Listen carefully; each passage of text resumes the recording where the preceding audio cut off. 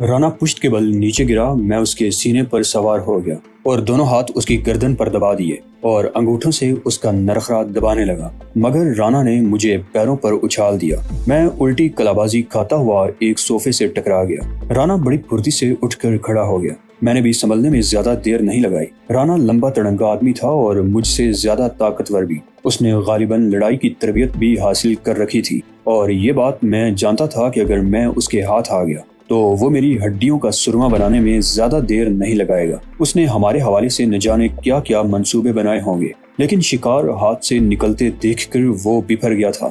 رتنا نے اسے پستول کی زد میں لے کر وارننگ دی تھی، لیکن وہ اس دھمکی کی پرواہ کیے بغیر میری طرف لپکا۔ میں نے بڑی مشکل سے اپنے آپ کو اس کی زد سے بچایا اور پلٹ کر اس پر حملہ کر دیا۔ وہ بھی بڑی تیزی سے پلٹ کر مجھ پر حملہ ور ہوا تھا۔ اس کا غصہ وزنی ہتھوڑے کی طرح میرے جبڑے پر پڑا۔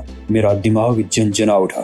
سنبھلنے کی کوشش کے دوران میرے کندھے پر ایک اور گھونسا پڑا۔ میں بے اختیار کرا اٹھا اور نیچے جھکتا چلا گیا۔ رانا نے مجھے اٹھا کر پٹخ دیا اور بڑی پھرتی سے پلٹ کر مجھ پر ٹھوکریں برسانے لگا۔ رتنا مسلسل چیخ چیخ کر اسے وارننگ دے رہی تھی، گولی مار دینے کی دھمکی دے رہی تھی، لیکن رانا پر اس کی دھمکیوں کا کوئی اثر نہیں ہو رہا تھا۔ وہ سانڈ کی طرح بپھر گیا تھا۔ اس کی ایک ٹھوکر میری پسلیوں پر لگی۔ میں چیخ اٹھا، مگر اس نے فوراً ہی اپنے آپ کو سنبھال لیا اور اسے اگلی ٹھوکر مارنے کا موقع نہیں دیا۔ میں نے بڑی پھرتی سے اس کا پیر پکڑ کر مروڑ دیا۔ وہ ایک پیر پر ناچ کر رہ گیا اور پھر دھڑام سے نیچے گرا۔ یہ رتنا کی بدقسمتی تھی کہ رانا اس کے قریب گرا تھا۔ رتنا نے اس سے بچنے کے لیے تیزی سے پیچھے ہٹنے کی کوشش کی تھی، مگر رانا نے اس کی ٹانگوں کو اپنی باہوں کی لپیٹ میں لے لیا۔ رتنا چیختی ہوئی نیچے گری۔ رانا نے ایک زوردار جھٹکے سے میری گرفت سے اپنا پیر بھی چھڑا لیا تھا اور وہ سانپ کی طرح پلٹ کر رتنا سے لپٹ گیا۔ رتنا نے عقل مندی کا مظاہرہ کرتے ہوئے اپنا پستول دور اچھال دیا تھا، مگر وہ خود پوری طرح رانا کی گرفت میں تھی۔ رانا اسے رگید رہا تھا اور وہ چیخ رہی تھی۔ میں ابھی تک اپنے حواس پر قابو نہیں پا سکا تھا۔ سینے پر لگنے والی رانا کی ٹھوکر سے میرا سانس گھٹ رہا تھا اور درد کی لہریں پورے سینے میں پھیلتی جا رہی تھی۔ رتنا کی چیخیں سن کر میں نے اپنے آپ کو سنبھالا اور اپنی تکلیف کی پرواہ کیے بغیر رانا پر چھلانگ لگا دی اور اسے سر کے بالوں سے پکڑ کر پیچھے کھینچنے لگا۔ یہ بات میں اچھی طرح جانتا تھا کہ اگر ہم دونوں میں سے کوئی ایک بھی رانا کے قابو میں آ گیا تو پھر ہمارا بچنا مشکل ہو جائے گا۔ میں ایک ہاتھ سے رانا کو بالوں سے پکڑے پیچھے کھینچتا رہا اور دوسرے ہاتھ سے اس پر گونسے بھی برساتا رہا۔ میری کوشش رائے گاں نہیں گئی۔ میں رانا کو پیچھے کھینچنے میں کامیاب ہو گیا اور رتنا اس کی گرفت سے نکل گئی، لیکن دوسرے ہی لمحے رانا ارنا بھینسے کی طرح ڈکراتا ہوا پیچھے کی طرف پلٹا اور مجھے رگیدتا ہوا دور تک لے گیا۔ اب میں رانا کی گرفت میں تھا۔ وہ میرے سینے پر چڑھ گیا اور دونوں ہاتھوں سے میرا گلا گھونٹنے کی کوشش کر رہا تھا۔ مجھے یوں لگ رہا تھا جیسے میری گردن آہنی شکنجے میں جکڑی گئی ہو۔ میرا سانس گھٹنے لگا۔ یہ صورتحال دیکھ کر رتنا تیزی سے آگے لپکی۔ رانا نے لیٹے ہی لیٹے اس کے پیر پر لات رسید کر دی۔ وہ چیختی ہوئی دوہری ہو گئی۔ رانا اٹھ کر مجھ سے لپٹ گیا۔ وہ مجھے زمین پر گرانے کی کوشش کر رہا تھا، اس کے ساتھ ہی میرے پیٹ میں زوردار گونسے بھی رسید کر رہا تھا اور پھر ایک موقع مجھے بھی مل گیا۔ میں نے سیدھا ہاتھ اس کی گردن پر لپیٹ دیا۔ یہ میرا پسندیدہ داؤ تھا۔ آج تک میرا کوئی حریف میرے اس داؤ سے بچ نہیں سکا تھا۔ رانا کی گردن پر میرے بازو کا شکنجہ سخت ہوتا گیا۔ رانا نے اب مزاحمتی انداز اختیار کر لیا تھا۔ وہ اپنی تمام تر قوت میری گرفت چھڑانے پر استعمال کر رہا تھا، لیکن میری یہ گرفت ایسی نہیں تھی کہ اسے آسانی سے چھڑایا جا سکتا۔ ہم دونوں ایک دوسرے کے خلاف زور آزمائی کرتے ہوئے دیوار کے قریب پہنچ گئے۔ میں نے دونوں پیر دیوار کے ساتھ ٹکا لیے۔ اس طرح مجھے زیادہ طاقت استعمال کرنے کا موقع مل گیا۔ میں نے اس کی گردن کو یکے بعد دیگرے 2 جھٹکے دیے۔ تیسرے جھٹکے پر کڑک کی آواز ابھری۔ اس کے حلق سے نکلنے والی چیخ گٹ کر رہ گئی تھی۔ میں نے ایک اور زوردار جھٹکا دیا۔ رانا بری طرح پیر پٹک رہا تھا۔ اس کے پیروں کی رگڑ سے قالین بھی سمٹ گیا۔ صورتحال ایسی تھی جیسے کسی بھینسے کے گلے پر چھری چلا کر اسے قابو میں رکھنے کی کوشش کی جائے۔ میں نے بازو کی گرفت اس وقت تک ڈھیلی نہیں کی جب تک اس کی مدافعت بالکل ختم نہیں ہو گئی، اور پھر ایک جھٹکے سے اسے قالین پر پھینک دیا۔ وہ کچھ دیر تڑپا اور پھر بے حس و حرکت ہو گیا۔ میں صوفے پر بیٹھ کر ہانپنے لگا۔ اس ارنا بھینسے کی گردن مروڑنے کے لیے مجھے دانتوں پسینہ آ گیا اور سانس پھول گیا۔ رتنا ایک طرف کھڑی عجیب سی نظروں سے کبھی رانا کی لاش اور کبھی میری طرف دیکھنے لگی۔ میں تقریباً 5 منٹ بعد اپنی کیفیت پر قابو پا چکا تھا۔ میں نے رتنا سے پانی منگوا کر پیا اور اٹھ کر رانا کی لاش کا معائنہ کرنے لگا۔ اس کے لباس کی تلاشی لیتے ہوئے میں نے اس کی پتلون کی جیب سے اپنا پستول بھی نکال لیا تھا۔ یہ پستول اس نے شروع ہی میں قبضے میں لے کر اپنی جیب میں ڈال دیا تھا۔ بعد میں اس کا اپنا پستول تو چھین لیا تھا، لیکن اسے یہ پستول استعمال کرنے کا موقع بھی نہیں ملا تھا۔ رتنا نے قالین پر پڑی ہوئی چادر اٹھا کر لاش پر ڈال دی اور کچن کی طرف چلی گئی۔ میں کمرے کے باتھ روم میں آ گیا اور نل کھول کر منہ پر پانی کے چھپکے مارنے لگا، اور پھر میں نے اپنا سر نلکے کے نیچے کر دیا۔ ٹھنڈے پانی سے دماغ کی تپش کچھ کم ہوئی۔ میں تولیے سے سر کو رگڑتا ہوا باہر آ گیا۔ رتنا بھی چائے کے 2 کپ لیے کچن سے نکل رہی تھی۔ چائے پیتے ہوئے میری نظریں کافی ٹیبل پر رکھی ہوئی رتنا کی تصویروں کی طرف اٹھ گئی۔ میں نے پریم نواز ریسٹورنٹ کے ڈریس والی تصویر اٹھا لی۔ یہ رنگین تصویر ریسٹورنٹ کے کاؤنٹر کے سامنے کھینچی گئی تھی۔ کاؤنٹر کے پیچھے کوئی نہیں تھا، البتہ پیچھے کی الماری نظر آ رہی تھی جس میں کراکری سجی ہوئی تھی۔ تصویر میں رتنا کی قمیص پر لگا ہوا ریسٹورنٹ کا مونوگرام بھی صاف نظر آ رہا تھا۔ حیرت ہے، میں نے تصویر میز پر رکھتے ہوئے رتنا کی طرف دیکھا۔ ان لوگوں نے اس ریسٹورنٹ سے تمہارے بارے میں معلومات حاصل کی، لیکن کسی کے ذہن میں یہ خیال نہیں آیا کہ ہوٹل کی انتظامیہ یا کسی ملازم کے پاس تمہاری کوئی تصویر بھی ہوگی۔ اگر یہ تصویر پولیس کے ہاتھ لگ جاتی تو اب تک کئی بار اخبارات میں چھپ چکی ہوتی۔ ہوٹل کی انتظامیہ یا کسی اور کے پاس میری کوئی تصویر نہیں ہے، رتنا نے جواب دیا۔ تو پھر یہ تصویر کہاں سے آ گئی؟ میں نے کہا، میری یہ تصویر تقریباً 1.5 سال پہلے سجاتا نے کھینچی تھی، رتنا نے جواب دیا۔ سجاتا رہتی بھی میرے ساتھ ہی تھی، لیکن 1 سال پہلے وہ نوکری چھوڑ کر احمد آباد چلی گئی تھی۔ لیکن رانا نے بتایا تھا کہ اس نے یہ تصویر ریسٹورنٹ کی ایک پرانی ملازمہ سے حاصل کی تھی۔ میں نے کہا، اس بات نے مجھے الجھن میں ڈال رکھا ہے، رتنا بولی۔ ہو سکتا ہے سجاتا میرے وہاں سے فرار کے بعد واپس آ گئی ہو اور اتفاق سے رانا سے اس کی ملاقات ہو گئی، اس طرح یہ تصویر رانا کے ہاتھ لگ گئی۔ ہو سکتا ہے ایسا ہی ہوا ہو، میں نے کہا اور اپنا کپ اٹھا کر چائے کی چسکیاں لینے لگا۔ اس لاش کا کیا کرنا ہے؟ رتنا نے ایک بار پھر پوچھا۔ لاش کو ٹھکانے لگانے کے سلسلے میں ایک ہی بات سمجھ میں آتی ہے، میں نے جواب دیا۔ کار کی ڈگی میں ڈال کر کار کو کہیں دور چھوڑ دیا جائے۔ کیا یہ ممکن نہیں کہ کسی نے کار کو اس بنگلے کی طرف آتے ہوئے دیکھ لیا ہو؟ بعد میں یہ کار کہیں سے ملے گی تو پولیس تفتیش کرتی ہوئی یہاں تک بھی پہنچ جائے گی۔ یہ رسک تو لینا ہی پڑے گا، میں نے کہا۔ اس مسلمان لڑکی کے پولیس کے ہاتھوں قتل کے بعد جب سے تم نے ٹیلی فون پر پولیس کو دھمکی دی ہے، اس کے بعد سے پولیس کی سرگرمیاں بڑھ گئی ہیں، جگہ جگہ چیکنگ ہو رہی ہے۔ لاش کو کار کی ڈگی میں ڈال کر باہر نکلنا خطرناک ہوگا، کچھ نہ کچھ تو کرنا ہی پڑے گا، میں نے کہا۔ ہم اس لاش کو یہاں تو نہیں رکھ سکتے، میرا خیال ہے لاش کو ٹھکانے لگانے کا کام آدھی رات کے بعد کیا جائے۔ ایک بات اور، رتنا جیسے چونک کر بولی، یہ کار شاید روپ سہائی کی ہے۔ کار جب تک کہیں لاوارث کھڑی ہوئی ملے گی اور اس میں سے لاش بھی برآمد ہوگی تو پولیس سب سے پہلے روپ سہائی سے رابطہ کرے گی، اس طرح بھی بات ہم تک نہیں پہنچے گی۔ میں نے اس کی بات کاٹ دی۔ کار باہر کھڑی ہے، میں پہلے اسے اندر لے آؤں۔ میں باہر نکلا تو رتنا بھی میرے ساتھ ہی تھی۔ کچھ دیر ہم برآمدے میں کھڑے رہے۔ ابھی تو 8 ہی بجے تھے۔ جیسا کہ میں پہلے بھی بتا چکا ہوں کہ یہاں آبادی بہت چھدری تھی، ٹیلوں کی وجہ سے یہ بنگلے ایک دوسرے سے بہت فاصلے پر تھے۔ ہمارے بنگلے میں رتنا کے ہاتھ سے ایک گولی بھی چلی تھی اور لڑائی کے دوران چیخم داڑ بھی ہوئی تھی۔ فائر کی آواز تو دور تک گونجی ہوگی، لیکن کسی کے لیے یہ اندازہ لگانا مشکل تھا کہ گولی کہاں چلی تھی۔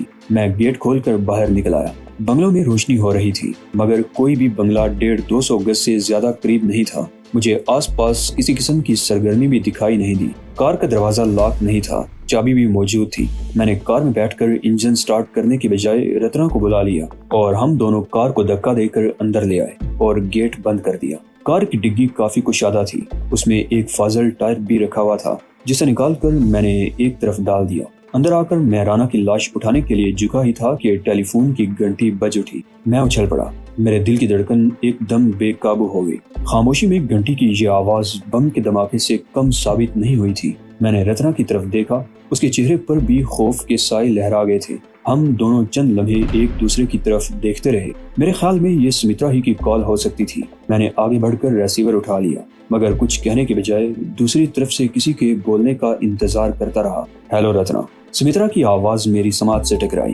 ہیلو ہیلو، یس سمترا، میں بول رہا ہوں، میں نے اپنا نام لیے بغیر جواب دیا۔ کیا بات ہے، تم خاموش کیوں تھے؟ سمترا نے پوچھا۔ یہاں گڑبڑ ہو گئی ہے سمترا، تمہارے آس پاس کوئی موجود تو نہیں؟ میں نے کہا، نہیں، میں اس وقت اکیلی ہوں۔ روپ سہائے اپنے کمرے میں ہے، وہ شراب کے نشے میں مدہوش ہے۔ لیکن کیا گڑبڑ ہے؟ سمترا نے جواب دیا۔ میں چند لمحے خاموش رہا، پھر اسے رانا زمبیر سنگھ کے بارے میں بتانے لگا۔ رانا؟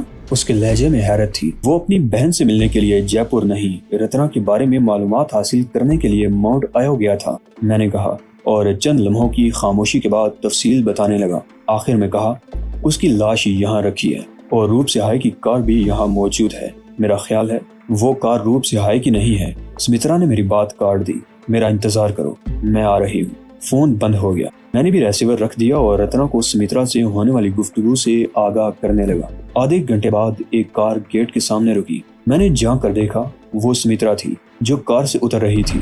میں نے آگے بڑھ کر دروازہ کھول دیا۔ یہ کرائے کی کار ہے جو جے پور سے کسی رینٹل ایجنسی سے حاصل کی گئی ہے۔ دروازے پر ایجنسی کا مونوگرام بنا ہوا ہے۔ سمترا نے کار کا جائزہ لینے کے بعد کہا، رانا کی لاش کہاں ہے؟ اندر ہے، میں نے جواب دیا۔ ہم اندر آ گئے۔ سمترا نے چادر اٹھا کر لاش کا چہرہ دیکھا اور پھر چادر اوپر ڈال دی۔ جب تم لوگ روپ سہائے والے بنگلے میں آئے تھے تو مجھے رانا کی سرگرمیوں پر کچھ شبہ سا ہوا تھا۔ ایک روز میں نے اس کے پاس کیمرہ بھی دیکھا تھا، لیکن میں نے زیادہ توجہ نہیں دی تھی۔ پتہ چلا کہ یہ کیا کرتا پھر رہا تھا۔ سمترا نے کہا، اچھا ہوا کہ اس نے انعام کے لالچ میں ہمیں اکیلے میں پکڑنے کا پروگرام بنایا تھا۔ اگر یہ پولیس کو اطلاع دے دیتا تو ہم پکڑے جا چکے ہوتے۔